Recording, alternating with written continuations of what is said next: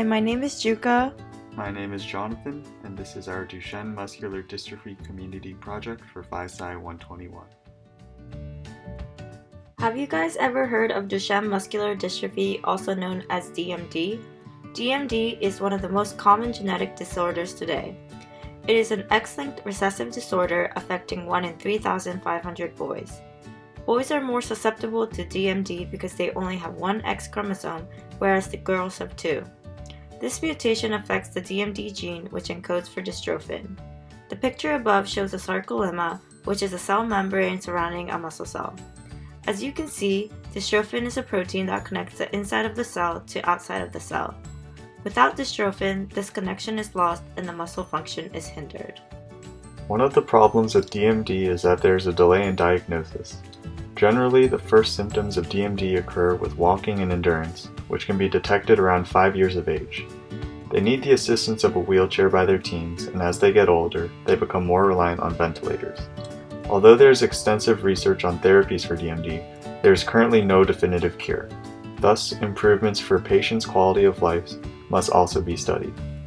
Of greatest importance is the patient's experience at school. Teachers and students, as well as the school community in general, have the greatest impact on the social lives of these children as they spend the majority of their time there.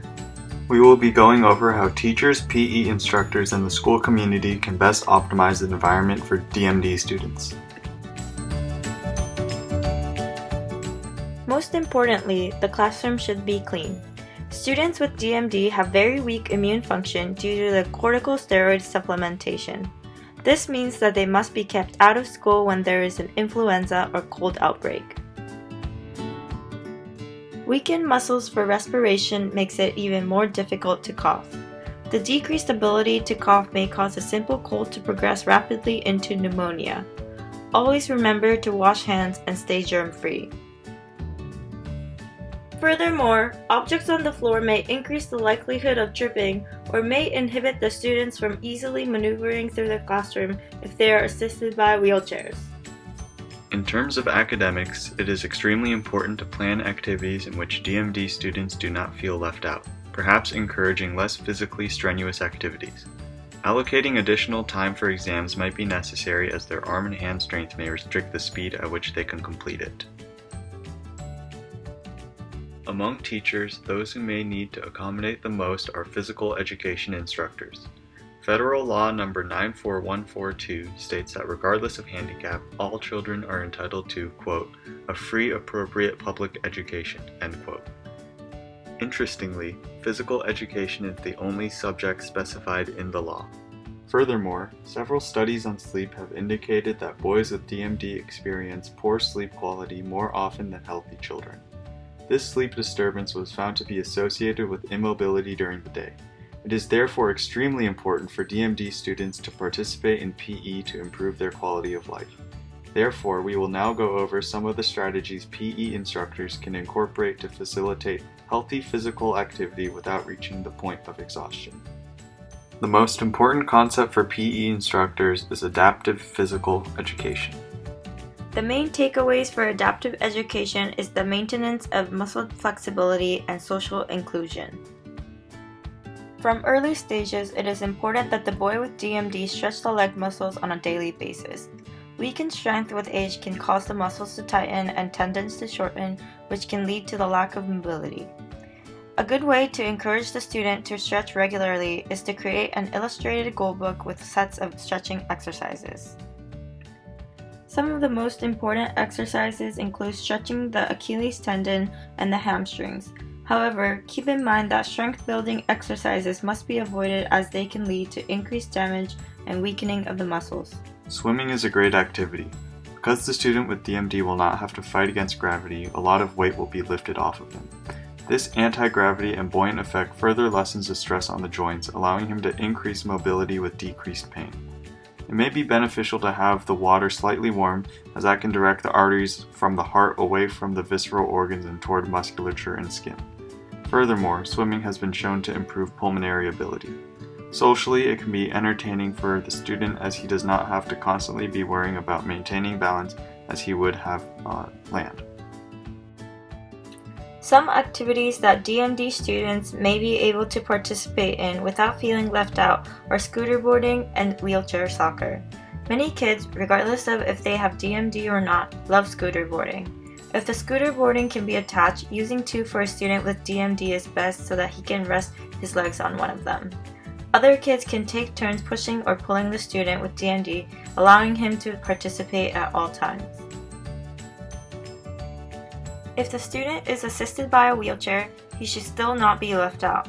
An attachment of an open box to the wheelchair may be needed in this case to allow the student to take and pass the ball. Furthermore, a few recommendations on the types of equipment that may be considered include wiffle ball or beach ball instead of baseball, softballs, or volleyballs. These alternatives are easier to see, lighter, and less painful to be hit by.